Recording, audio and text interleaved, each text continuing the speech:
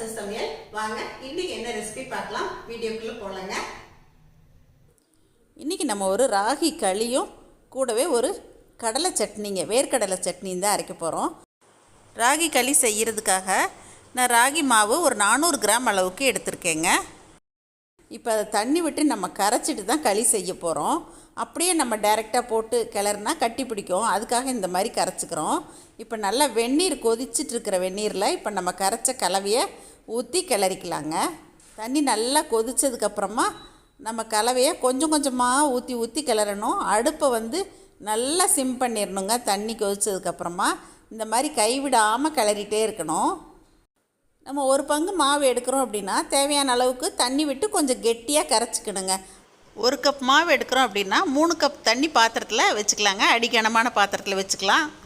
தண்ணி கொதித்த உடனே கொஞ்சம் வெந்நீரை வெளியில் எடுத்து வச்சுட்டு தேவைப்பட்டால் ஊற்றிக்கலாங்க.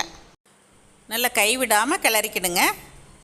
நான் இன்றைக்கி செய்கிற களிக்கு தண்ணி தேவைப்படாதுங்க. இந்த மாதிரி கொஞ்சம் லூஸாக தான் இருக்குது. ஆனால் கொஞ்சம் நேரம் ஆனால் நம்ம கிளற கெட்டிப்பட்டுரும். ஒரு 5 நிமிஷம் நல்லா மீடியம் ஃப்ளேமில் வச்சு நல்லா கைவிடாமல் கிளறினதுக்கப்புறமா அடுப்பை நல்லா குறைச்சி வச்சிடணுங்க.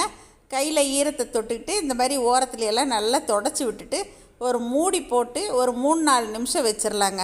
3-4 நிமிஷத்துக்கு அப்புறம் நம்ம வச்சு பார்த்தோம் அப்படின்னா கொஞ்சம் குழக்கொலான்னு இருக்கிற மாதிரி தான் இருக்கும். ஆனால் கொஞ்சம் நேரம் ஆக கெட்டிப்பட்டுருங்க. பாருங்கள், நல்லா களி நல்லா ரெடி ஆகிடுச்சு. இப்போ இதை மீடியம் ஃப்ளேமில் வச்சே மறுபடியும் கொஞ்சம் கிளறிக்கலாம் கெட்டிப்படுறதுக்காக. அவ்வளோதாங்க, இப்போ களி ரெடிங்க.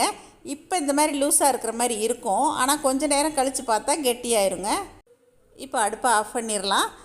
அடுத்ததாக கடலை சட்னி அரைச்சிடலாங்க. வேர்க்கடலை நல்லா வறுத்து தோல் எடுத்து வச்சுருக்கேன்.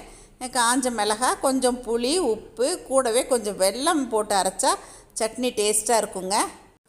இப்போ இதை நம்ம முதல்ல ட்ரையாக அரைச்சிட்டு வந்துடலாம்.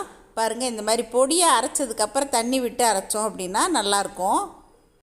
அதுவும் இந்த மாதிரி சட்னியெல்லாம் செக்கில் போட்டு ஆட்டினா இன்னுமே ரொம்ப நல்லா இருக்குங்க. ரொம்ப குறைவான அளவு இருக்கிறதால நான் இன்றைக்கி மிக்ஸி ஜாரில் சேர்த்து தான் அரைக்கிறேன். இந்த அளவுக்கு நம்ம களிக்கு தொட்டுக்கிறதுக்கு வச்சுக்கலாங்க சட்னி.